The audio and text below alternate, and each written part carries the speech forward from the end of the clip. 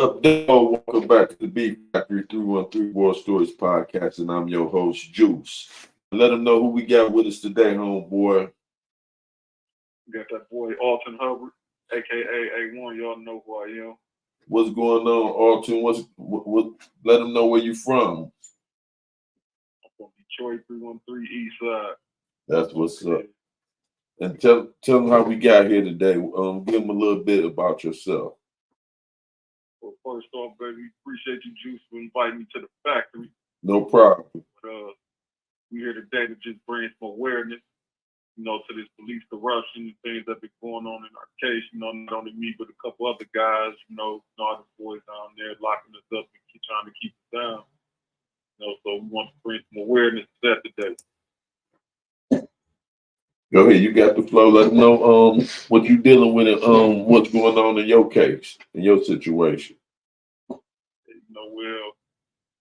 Back in 2004, me and my brother-in-law got locked up, for some triple homicides that we didn't commit. At the time, we wasn't aware of the situation. We wasn't aware of, how crooked these police officers was, what was going on. We just had understanding that shit. We wasn't one committing crime. We was innocent, but you know how the system do. But they railroaded us and sent us up the river, and for 20 years we've been locked down trying to fight this and prove our innocence. Okay. Over time, I've been fortunate enough, to raise a couple dollars in money, to get some investigators to look into my situation, be able to hire some attorneys and things like that to jump on my case.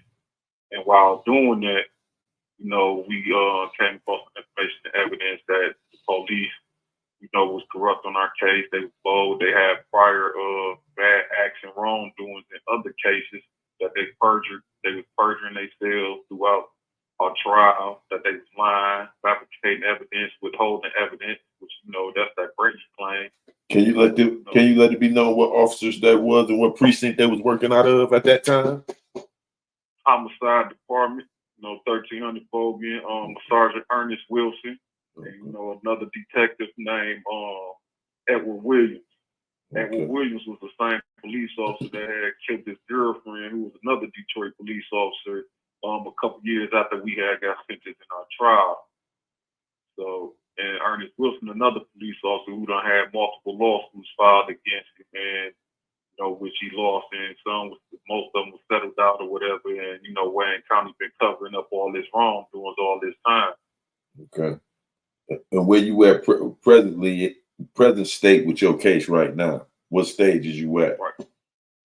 Right now, presently, the Conviction Integrity Unit, my lawyer comprised a memorandum of all the evidence that was found, all the wrongdoings and bad acts of Ernest Wilson. And, she put a memorandum together and sent it to the CIU, trying to get them to concede to the situation and see if they're going to, correct this mistake, these misconducts, and so right now they reinvestigating our case. Right now they investigate,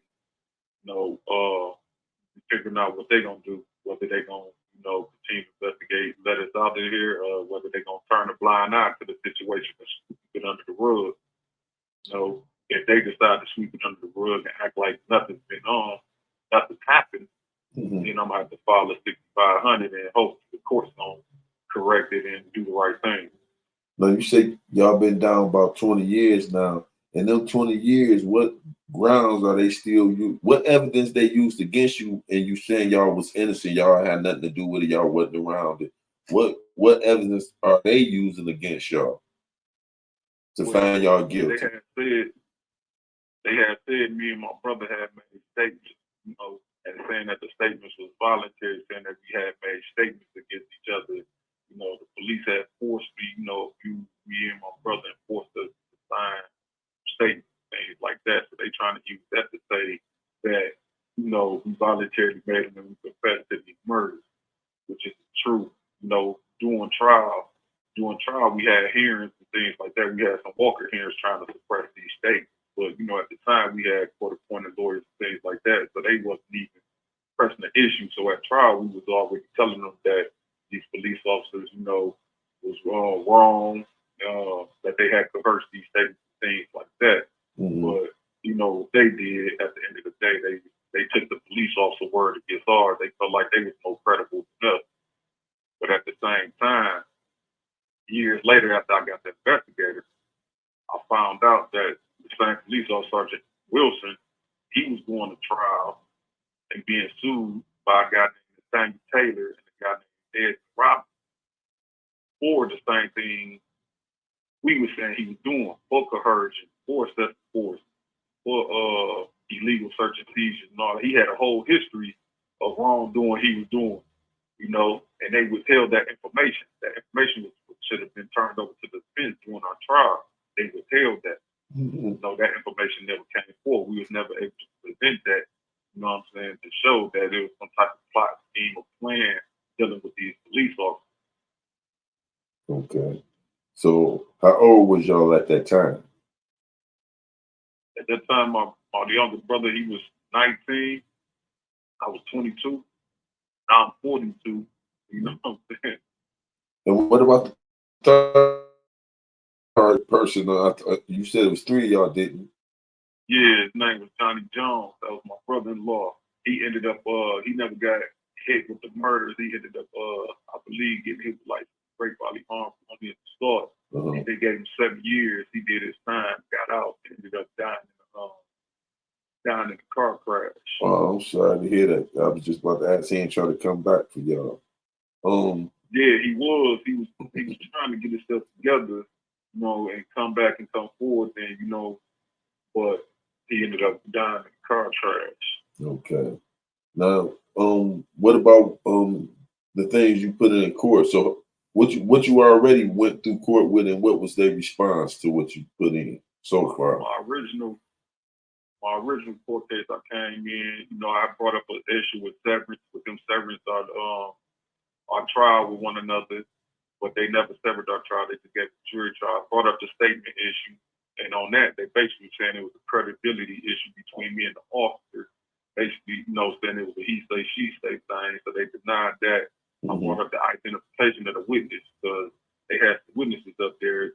One of the prosecutor witnesses told them for a fact, like, that wasn't what it was, that I wasn't there, I wasn't the person. He was one of their main witnesses that said he opened the door and let these individuals in. But then they had another witness, was a female. She was an addict.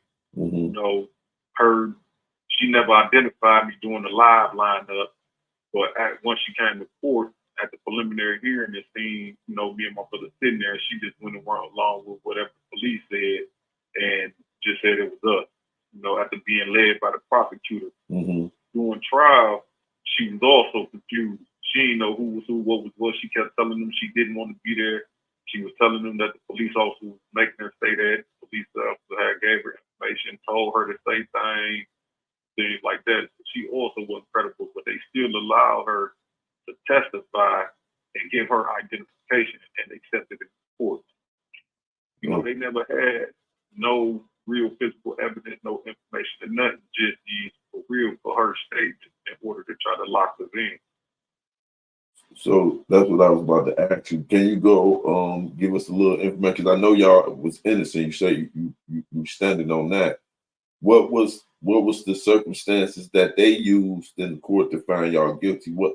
Give us a little bit about what the trial was about. Can you do that? What was the charges and the circumstances of it? Well, they stacked the charges on us for one. You know what I'm saying? They charge us with 3 counts of first-degree murder, 3 counts of felony murder, felony firearm, felony possession of felony firearm, and habitual offender notice. You know, sentence in front of the jury looking like animals. You know, the jury was really like a real circus. You know, they didn't have their stuff together. They only had 2 main witnesses. They had the police officers as witness come to testify. So really, it was like a back and forth thing with us saying that they coerced these statements, physically made us sign them, and abused us, things like that. The police saying it wasn't true. Then you had these 2 witnesses who basically was addicts and just up there just saying whatever they wanted to say. You know what I'm saying? So what can Go ahead. I was just about to ask you what kind of case was it. So What did the court call the case, and what went on? What did the court say went on in this case? Well, the courts really ain't say too much. They just was saying that, it was a horrible crime that was committed. 3 people lost their lives. You know what I'm saying? They tried to make it look like it was a robbery. Okay. Like it was a robbery for some drugs at his house. You know what I'm saying? And that was really it. But you try to say something was a robbery, but you don't even have no one saying that this house was robbed. Not even the witnesses. They asking the witness what was taken and what was robbed, and they saying nothing. You have 1 minute remaining. So you saying telling them nothing was stolen, nothing was robbed. So where you just come with this robbery at? So it was really just the fact that the statements was there, and we going to trial. They just, you know how it is. Throw some stuff on the wall and see what sticks. Right. And that's where all the charges came in at. You know what I'm saying? Because if you saying you got premeditation of it, why you charging? It was only three victims. Right. You got 6 charges on here. No, it was 3 victims. Where did these witnesses come from? Was they supposed to be at the scene of the crime? I need you to call back to nephew. You said they was there? Yep. They said they was there. Okay, bet. They were saying they was there. Okay. So what's so crazy, girl, with the witness, the one witness, she say she was outside the house. She say she heard them shooting inside the house and walked in the house while they was shooting. Get out of here. Thank you for using GTL. He gonna be calling right back. Y'all stay tuned. You feel me? We back. You got the flow. Yeah. So during my case, they were trying to make it like it was a robbery situation or like a robbery gone bad, but that wasn't the fact. I didn't know these individuals at all. I wasn't aware of them. I ain't know them. Never been around them. Never seen them. They never seen me. It was more easier for the police officers do what they do because I had just came home doing a little 2-year little stint for a little pistol case.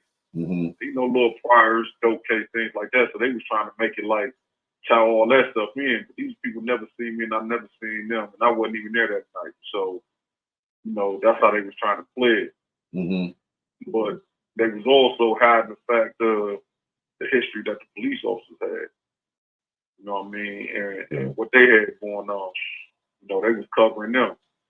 So long story short, 20 years later, I'm still trying to fight to get up off this thing.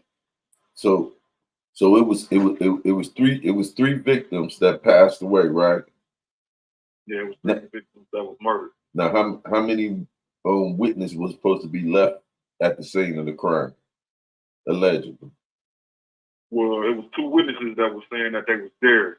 The male and the female saying that they was in the house when the crime committed. The female was sitting there saying that, she wasn't there when it started. Said she walked up to the house and heard the shots and decided to walk into the house while the shots was being fired in.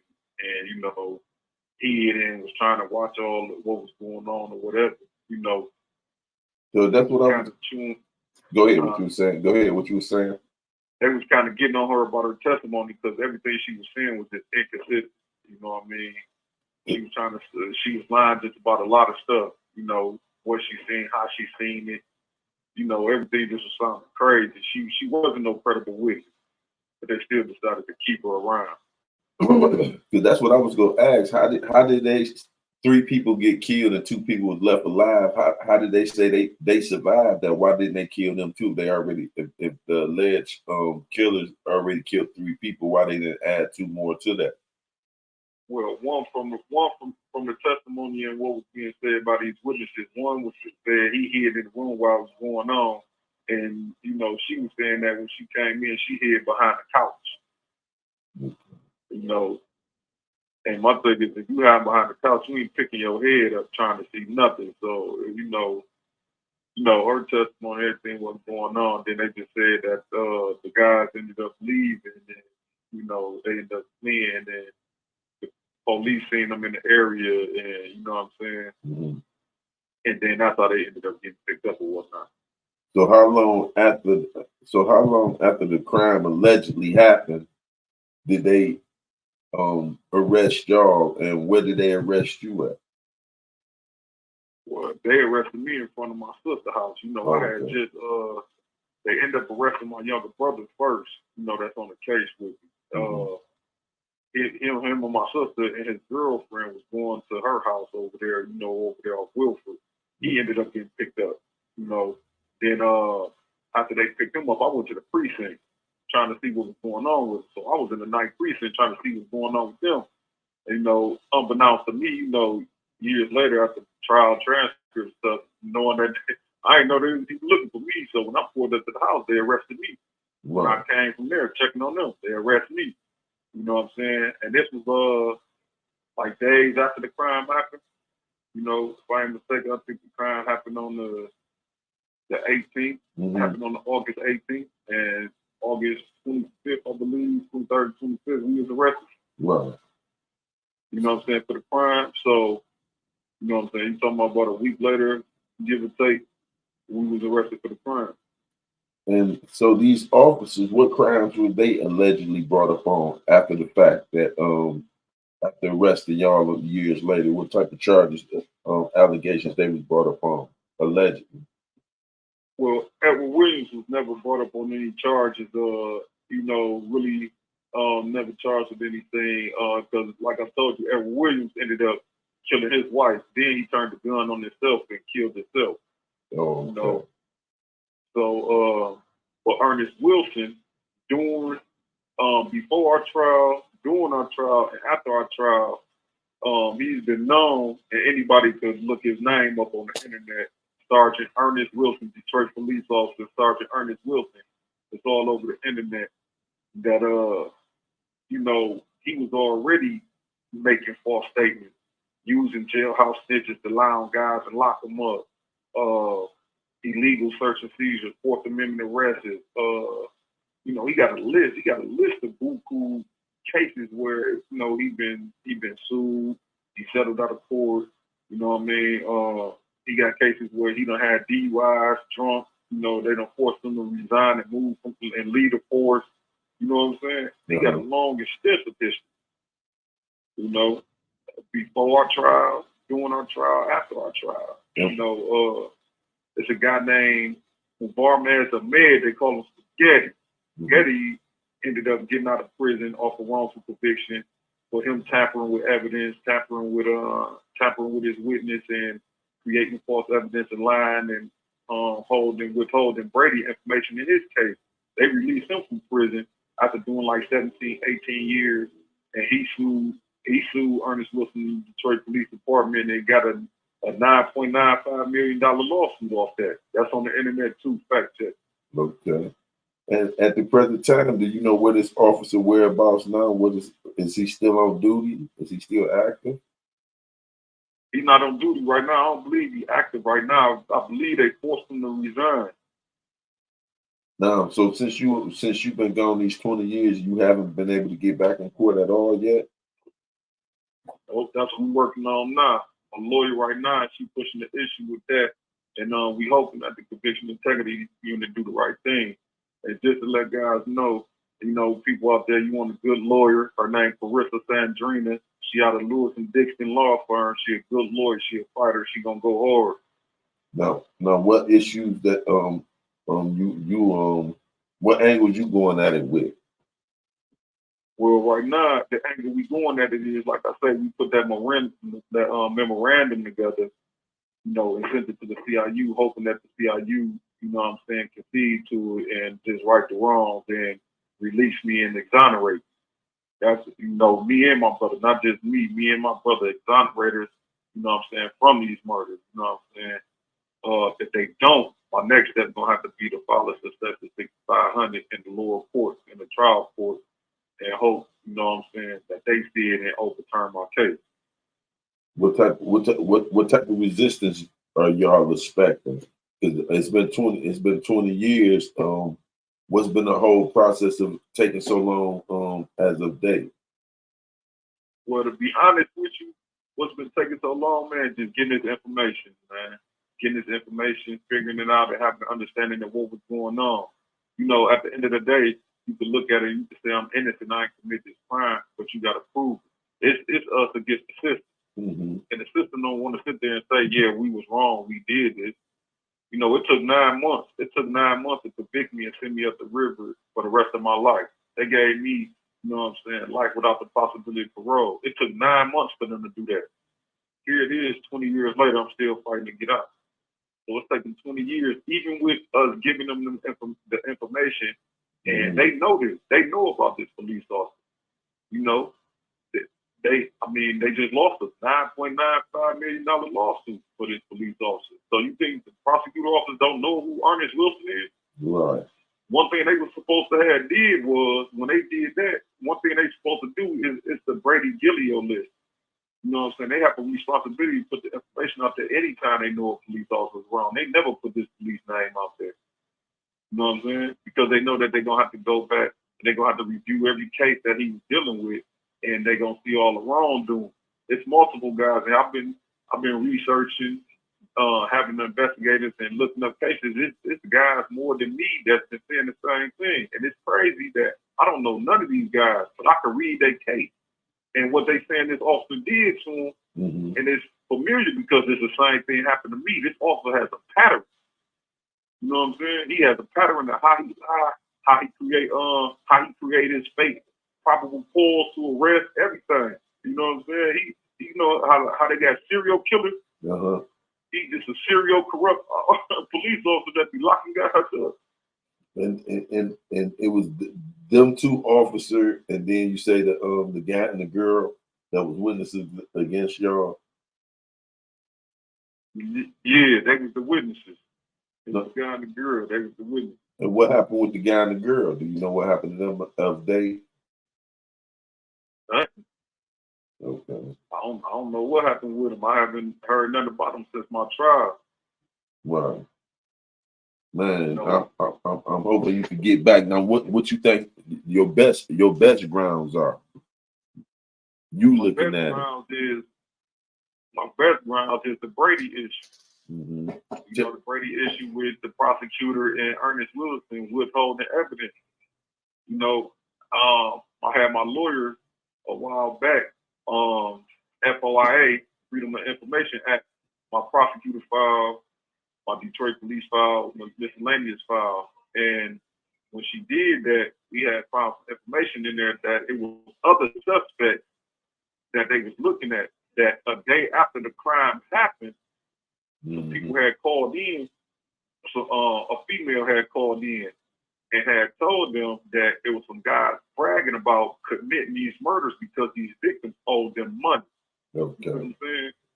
And so that information was withheld from the defense, where it was withheld from us, and it was supposed to be turned over to us. You know what I'm saying? They withheld that. It was other suspects that they supposed to be looking at. That's right. You know, so that information, along with the information about the police officer, his history, his crimes and things he done did, you know what I'm saying, his coercion, you know, he has a history of this. So it coincides with what we was telling them at trial. Like, listen, man, you know, y'all denying suppressing these statements because y'all taking the credibility of the officers, saying that these officers is credible. He understands somehow he ain't never had no problems and never did no physical abuse, or that stuff don't go down with him, but yet still he's on the stand facing criminal lawsuits. You know what I'm saying? And they allow him to do this. Ain't no way you could sit here and tell a guy that a prosecutor don't know her witness, know what he got going on. So especially a police officer, that's the first thing they gotta check. And so you say at the time that y'all was going through y'all case, he had some of these cases pending against him, that officer? Man, multiple cases. He had multiple cases. He had a case with a guy named Nathaniel Taylor that he was being sued. He was being sued against. That case ended up being settled out of court for undisclosed amount. And he had another case with a guy named Desmond Robinson.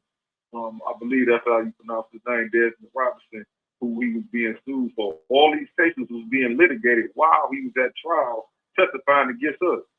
A criminal himself. Criminal himself. He a criminal. You know what I'm saying?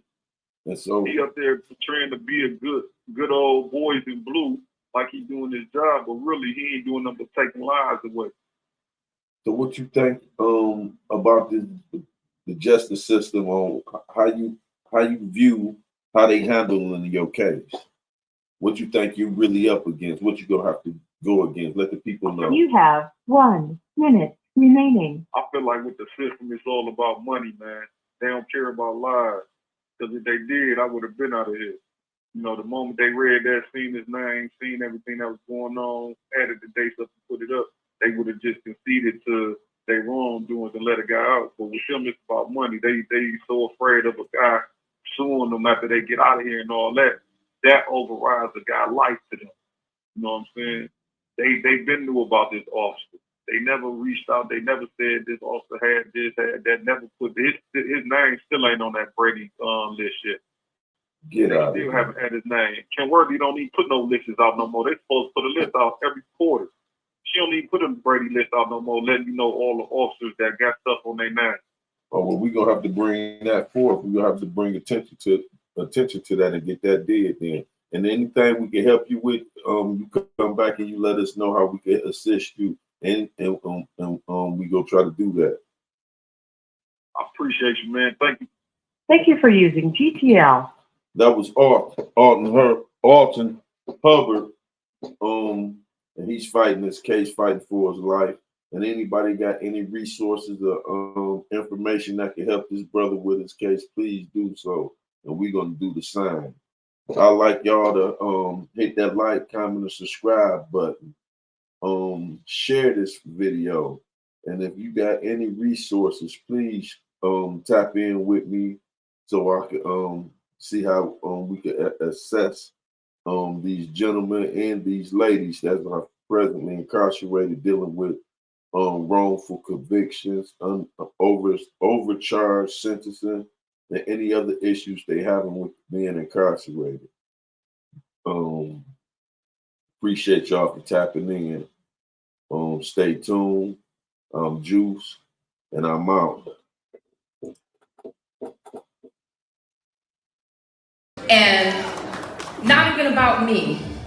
You all had an opportunity to have access to the office because this is what I laid down with every night. So he made sure we didn't get it wrong in that office. And it spread and permeated across this country when I was able to tell the real world and the real experiences that when people are treated like animals and savages, then you justify how you treat them. No, every person who goes through the system is a human being, and what I'm here to tell you is that you will be treated like human beings from across this world. Talk that talk.